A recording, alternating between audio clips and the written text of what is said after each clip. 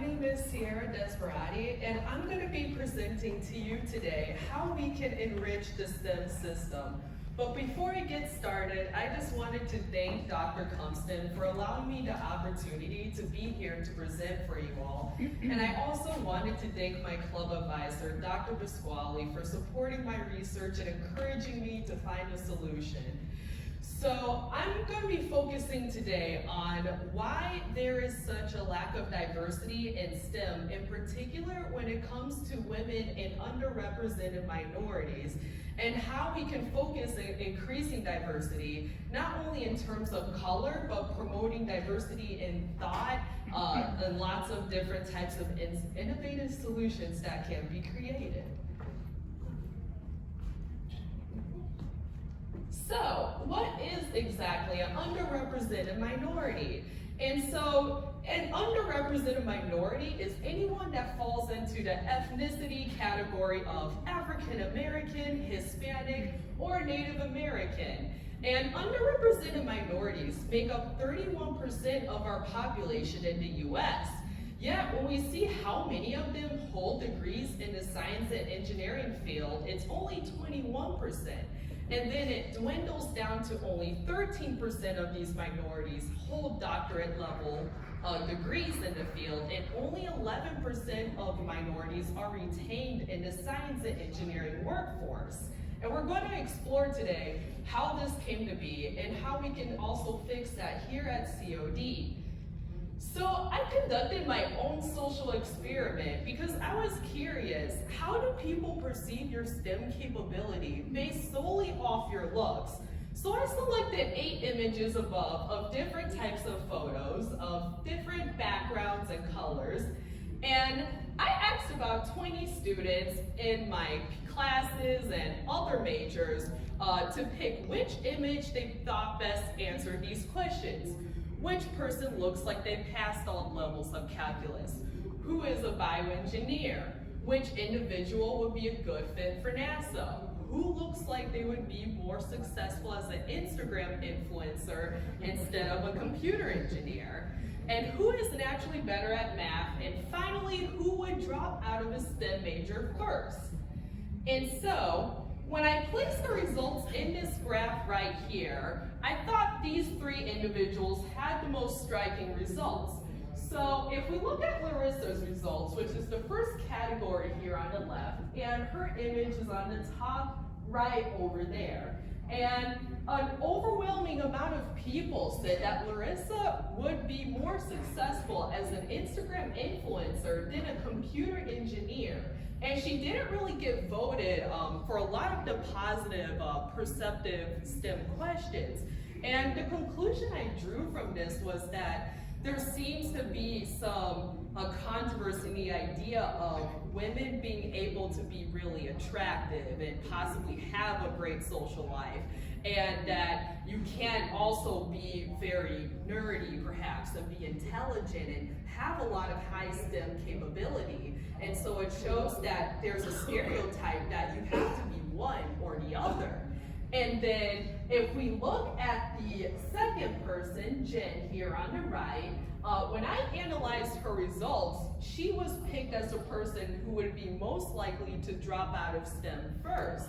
And possibly people thought, okay, maybe it would be difficult to be in the STEM work field, you know, being pregnant. But I found that this also could highlight maybe some stereotypes in our society that women are unable to maintain being a strong maternal figure and having a strong family and maintaining that at home, and also being strong and powerful women at work and accomplishing a lot in the STEM field. And here in the US, we don't really have a lot of great benefits, and we don't promote as much of a work-life balance for women. And so that just highlights some challenges that women face in our society. And then if we look at the last image on the bottom right, for the girl with the hijab, Razika, I thought hers was really interesting because she was the only female that was not voted for any of the negative connotation questions. And I think this highlights too that because of her more Asian ethnic background, she had a more positive, everyone positively perceived her as having high STEM capabilities, which goes to show that ethnicity and looks do play a role in how people perceive your intelligence and motivation. So if we take a look at the workforce, women make up half of the workforce, but when we start to look at how much they make up of the computer and mathematics workforce, they're only present in 26% of that workforce. And then women only make up 15% of the engineering workforce. Yet, shockingly enough, 30% of women leave the engineering workforce due to the chilly climate. And this is due to factors that women experience sexism, or they feel degraded possibly because of their gender, and they don't feel like they're given the fair opportunities to advance within their companies. And so this graph is really just highlighting the facts we were looking at the other side, where even though we're present in half the workforce, we're only present in a quarter of the STEM field, which doesn't really accurately represent our demographic also. And I also discovered too that women in the STEM workforce tend to leave the STEM field to work in healthcare or education. And if we look at this graph right here, it is showing how the presence of women across a variety of STEM fields has changed from 1960 to 2013. So if we look at the orange line at the top, it is highlighting how have women and their presence in the biology field changed across time. And we see it's gone from 28% to women currently making up a little over half of the biology field.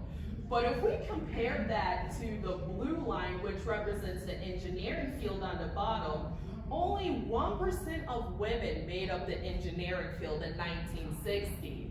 And if we look at how that's changed, we only make up about 12% by 2013, but it shows that there is still a lot of work to be done in increasing the presence of women in STEM, especially engineering. So this pie chart is really just highlighting what I'm saying about how the demographic does not match is not accurately representation in our STEM workforce. So we have about 22 million 20 to 24-year-olds in the US. And the yellow section of the pie chart represents white women, which make up 28%. And that kind of greenish color represents white men, which make up 29%. Underrepresented minority, which is the tan color, make up 18%. And Asian American women make up 3%. Asian American men make up 3%, also in the darker green color. And the kind of weird green color right there is the underrepresented minority men, which make up 19% of our population.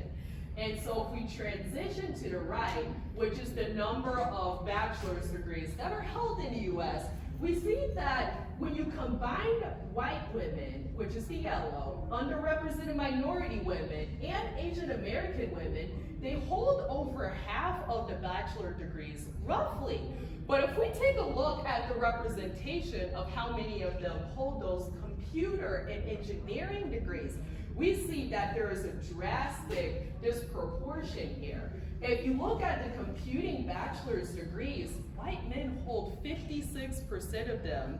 And when you go to engineering, in particular, they dominate by 60% nearly. And when you look at the tan color, which is the 3% for underrepresented minority women like myself, they only hold 3% of those engineering degrees. And if there are 76,000 engineering degrees that are held in the US, that means underrepresented minority women only hold roughly a little over 2,000 of them. And if we remember, like we discussed a few slides earlier, 30% of female engineers leave the field. That means that we're not really retaining a lot of these STEM underrepresented minority workers in the STEM field. And so this slide is also really highlighting in this experiment that Yale did that female and male faculty that were asked to hire candidates for a lab position, which was hypothetical, were more likely to pick the lower performing man over the higher performing woman because they felt that the woman's math capabilities were not as competent as the male's math capabilities. And what this really shows is that these stereotypes and possibly prejudices that we harbor are all instilled within all of us, and that men and women are both guilty of choosing the lower performing man because they just feel he is more competent to hold job positions. And if we further explore this study, when they were given a male and female resume and they were both equally qualified, the difference was just the name, so the gender. Not only did they feel that the male was more competent, but they offered him a higher salary and they offered him more mentoring than they offered the female. And this kind of shows possibly some of the barriers that females face in our STEM workforce. And so when we explore how do girls fare in the STEM environment when they go to college and they decide possibly to pursue this degree, we find that over 32% of females will leave the program, and this begins especially once they take their first calculus course, because they're 1.5 times more likely to leave due to their lack of confidence in math ability. And we're wondering, and this also is what causes males to probably have more of a higher tendency to naturally take more engineering and science classes, since they don't face as much confidence dilemmas when it comes to their math and science skills. And so if we explore what drives this belief that women are not as competent or capable of doing math, even though that statistics show that female and males perform both equally well on standardized tests.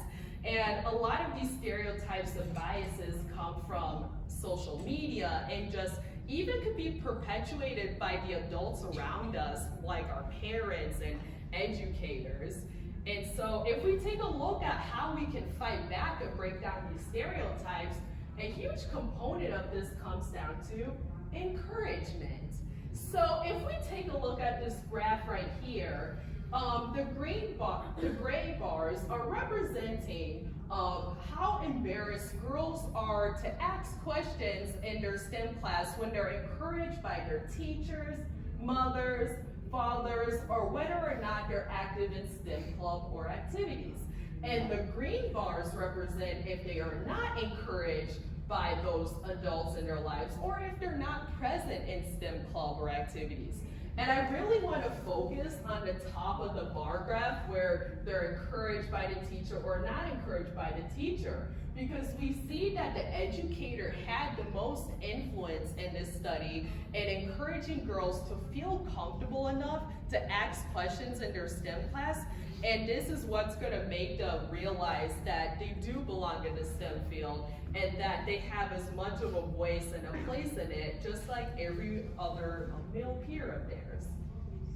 And so this graph is further highlighting the importance of encouragement. And so it's just showing how being encouraged by teachers, mothers, and fathers overall increases girls' abilities to want to take technology and computer and engineering classes in high school. And if you even focus more on the right, where you see in the darker colors, it's where they're encouraged by their teacher, mom, and dad. And the lighter colors, the shorter bars in between, are when they're not encouraged by those adults. You see there is such a drastic improvement in wanting to enroll in the classes and wanting to persist in STEM. So if we start to focus on more and how do stereotypes by ethnicity come and play a role into these perceptions of STEM ability as well, we're going to look at how this affects Asian Americans in particular. So if we look at the boy on the left here, we see that, he's wearing glasses. He definitely gives off more of a nerdy appearance.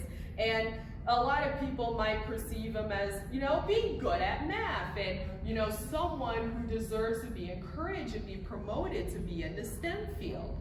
And so because of this, he's going to get a lot of support and pushed and, be successful and given all the opportunities he needs to be successful in STEM. But if we look at the woman on the right, she's definitely, more attractive, has makeup on, is wearing really nice clothes. And just like we were highlighting earlier about how being very attractive and maybe being social gives a perception that you must be lacking in intelligence. And because of this, she may not be seen as being competent enough to even be something like an engineer or a computer scientist. And she won't get as much encouragement or support to go in the STEM field. And if we take a look at this aspect for African Americans and focus here on the image on the left, we see that the girl is darker skinned and has a little bit more ethnic hair, and she's definitely going to be a lot different than the typical white male demographic that dominates in the field, and that this may influence other people to believe that she might not be as STEM capable and she won't get as much support. But if we focus more here on the right on this other girl who's fairer skinned and she fits in, her hair is more within the texture range for a Caucasian, she might fare a lot better in the STEM field and be supported more to go in it just because people have the perception that she will fit in more with the current STEM demographic. So what I really want to highlight here is that race is not a categorical aspect, it is continuous. So if we look at something like, just the category of African Americans, someone that's a lot darker than me would not be treated as fairly or supported to go into STEM, and they would face a lot more stereotypes and obstacles because of their darker appearance. But someone that's a lot fairer than me won't face as much stereotypes, and they're going to maybe fare a little bit easier in the STEM field just because that they look maybe more closer to the Caucasian demographic that's already there. And so you can't really judge everyone under one race by this one title because our appearances are so different. It's going to change the way people perceive and accept us and want to encourage and support us in the field. And if we look at which category faces the most prejudice according to their race and gender, unfortunately, it is Black women who face the worst prejudices and fall prey to this. And because of this, they tend to go overlooked in the education system. And by the time they reach the higher institutions and colleges, they end up being failed by our college system. And so the heart of where this inequality in the education system starts is really in kindergarten as you progress through 12th grade. And what happens is there's a lot of opportunity hoarding, in particular by white and Asian parents, and the students of that demographic tend to get the best AP classes and in the science Olympiad programs, and they get to be in any other STEM activity or class that's going to ensure that they are prepared the day they walk in for college. And the way that they maintain most of the power and the constant demographic that really hasn't changed in the STEM field is by perpetuating these harmful stereotypes about underrepresented minorities. And so if we look at these math statistics for the average math score for 4th and 8th graders, so if we focus on the top graph for a moment, it shows that the national math score for the 4th grade was 283 points. And if we look at the white and the Asian category, which is the 4th in the row, we see that they are well above the national math average score. But if we focus on the Black and Hispanic categories in between the two, we see that Black fourth grade students perform 24 points below the national math average score. And we see that Hispanic students perform 14 points below the national math average score. And if we look at the bottom now, for the 8th grade students, the white and Asian students remained above the national math average score, but the Black students continued to be 24 points below, and the Hispanic students continued to be 11 points below the average, which shows that they kind of continuously fall behind and stay behind in the K through 12 system. And this graph is what representing how many students by ethnicity met or exceeded the math standard. Now, I pulled this from an elementary school called Meadow Glens in Naperville, Illinois. And if we focus in here at the top of the graph, it says that 58% of white students met the math level and 22% of them exceeded, which means 80% of them were ready or exceeded the math level for their grade requirements. And there were not enough Black students to make the graph. So if we look at the Hispanic students on this graph, we see 46% of them met the math level, while only 8% of them exceeded the math level in comparison with 22% of their white peers that exceeded the math level for that grade, which shows that the white students were 3 times more likely to be placed in those advanced math classes and be more career ready for a STEM field. And what I'm really trying to emphasize by this is that this inequality in our education system is not only present in the more destitute zip codes like we think. This is the truth in Naperville and all of the American education system. And so by the time these underrepresented minorities get to college, we actually see that the STEM field is the only field where underrepresented minorities leave at a substantially higher rate compared to their white peers. So if we see here, look here, we see that if we look at the left category in particular, what Latino students, only 42% of Latino students persist in STEM compared to 57% of their white peers. And we can explain this gap by the lack of academic preparation in high school. But when we shift to try to understand the gap between African American students, where only 35% of them persist in STEM compared to the 57% of white students that persist in STEM, taking into account the lack of academic preparation doesn't explain the whole picture to begin with, which insinuates that there's a lot of stereotypical factors and prejudices and hurdles that the African American students have to get over and endure. And if we take a look at this chart over here, this is showing what type of colleges and institutions different ethnicities decide to attend. So the blue part of this graph here is showing representing public 2-year schools like College of DuPage. And the lime green part of the chart is representing public 4-year schools like U of I, and then the purple private nonprofit schools, and then the red private for-profit schools. And so if we focus in on the Hispanic and Black categories for just a moment, we see that 49% of Hispanics choose to go to 2-year schools like COD, and 40% of Black students choose to go here also. So that means that schools like College of DuPage inherit the most of the minorities once they leave the K-12 system, which means we have the most power in changing the demographic and increasing diversity in STEM, and that we are going to be pivotal in making this movement set off. So, if we start to focus in on how we are going to work together here to increase the presence of underrepresented minorities and females in our classes, we have to start with changing how we market the STEM field. So when I was researching why do minorities decide to pursue the STEM degree and want to be in the STEM workforce, one of the primary reasons that minorities want to be here is because they want to use STEM technology and aspects to change and fight social injustices.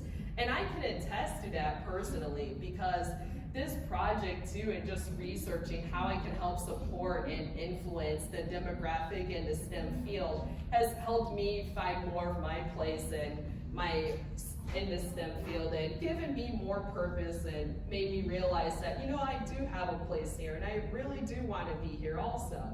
And so if we find ways to show also creatively the applications for how engineers are empathetic and give back and make changes in society and different communities, that's really going to be attractive to minorities, and they're going to want to come and be present in the field.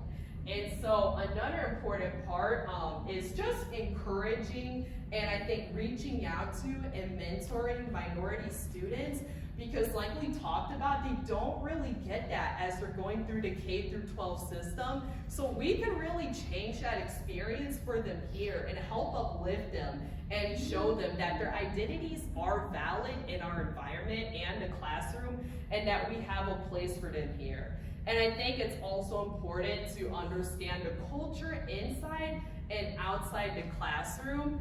And as a female, like, I am gonna highlight a little bit of a sensitive subject here, but I have dealt with various incidences of sexual harassment in my classroom, and sometimes it's awkward knowing how to approach those situations or even just handle them, because it's not always openly discussed or acknowledged in a classroom. So sometimes you feel a little bit like you don't want to be antagonized by bringing it up. And I think just, you know, opportunities that are geared particularly towards those minorities and women are really going to make them realize that they're wanted in the STEM field, and they're going to also want to stay here and help make a difference. And I think part of this is, personally being a part of Society of Women's Engineering, is I think we need to advocate a lot more for the women. And that means just publicly speaking about it, and, you know, reaching out to girls and encouraging to join it. And I think also importantly is just financing the club, so that way girls can be able to go to conferences and be able to find other female mentors that will really empathize with the challenges that they go through, and be able to provide them with those opportunities to help them rise in the STEM field. And I believe, I really do, that every educator in this room has what it takes to make a difference. And I've had some of you guys as professors, so I know how amazing you guys are. And I believe that a few years from now, we won't be sitting and talking about how we need to have more diversity increase in. We're going to be sitting and talk about how COD was at the front of the change, and how we're going to continue being the leader in increasing diversity in STEM. Thank you so much for listening to my presentation.